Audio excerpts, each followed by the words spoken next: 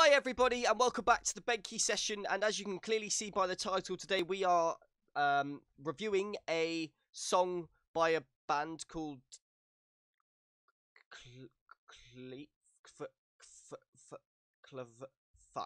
CVLTE. Today we're reviewing Cult, I think. We're reviewing a song that was requested by Geist in my Discord server called Happy. Now, to start off with, I'm going to get straight into it. The intro to the track, immediately I was hooked on it.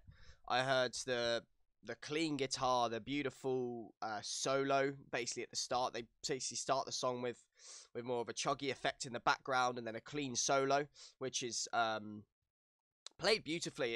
It's really clear. It sounds really great. It also sort of gives a bit of an ambient effect to the music.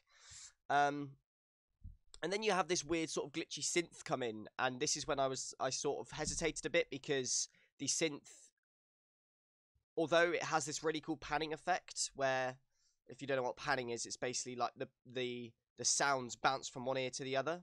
So it's sort of like the mix is going like around your head. It's a really, really, really awesome production effect that you can use in scenarios like this when you've got quite a four-fronted synth to make it sound all over the place in your headphones. And I love the effect, but this demotes the guitar, in my opinion.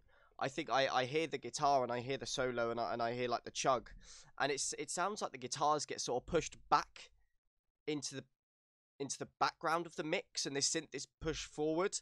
Now, I'm a sucker for a synth because I like Enter Shikari, and songs like Solidarity, you hear at the start, you hear the synth is the dominant bit, and it goes in, and the synth is still the dominant bit, and you have the guitars in the background. Whereas this, it starts off with the guitar, with the solo, and then the synth gets incorporated in, and then the synth takes over. And in my opinion, I would have preferred it if the synth was in the background and the guitars in the foreground. But again, that is complete production preference, I suppose. Now, verse 1 is absolutely beautifully sung. This guy has an amazing voice. I believe the band are from Japan. And he sings amazingly. I think the ambience in the background of the music really supports and sounds great with his voice. Sort of halfway through the verse, he goes into sort of a rap with loads of sort of vocal glitches and things before it starts. Again, like, it's not my thing.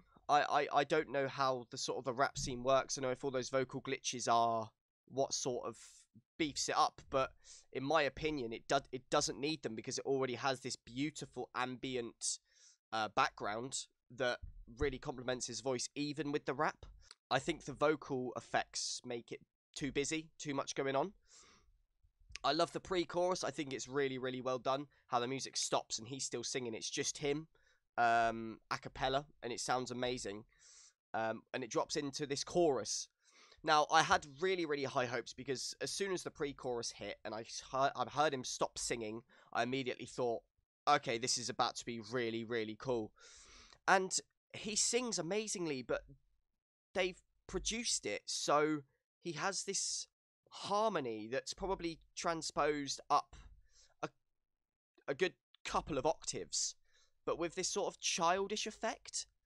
And I think that it's so wasted. Like, I think this vocal effect is like, it sounds harsh, I don't see the point in it. Like, his voice is amazing. His voice is powerful enough to really give some grit in that chorus, and it does. But on the other hand, you have this sort of childish tone in the background, this really, really, so happy, and I just hear it and I'm like, you don't need it.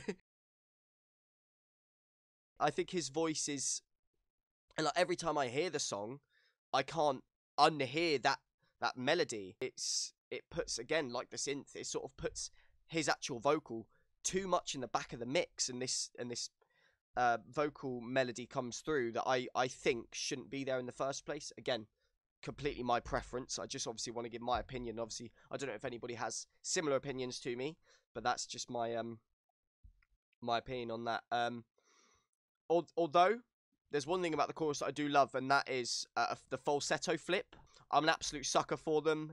Any sort of male singer that can falsetto flip is insanely talented. It's incredibly hard to do and keep on pitch, and he does it brilliantly, even with the the childish sort of tone in the background.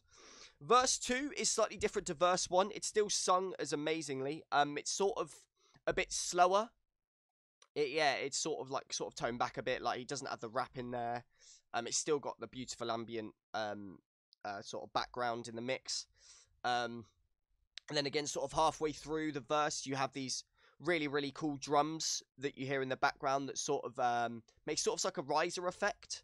So it's building and building and building, and eventually you have this sort of like in the first verse, this sort of bit where the music stops and then some vocals come in, or in verse 2 sense, it just has, I think, just like an ooh or like a random thing, and it drops back into the chorus. His vocals again in the verses are amazing. He's singing absolutely beautifully, super comfortable. It's clear that he's not straining too much.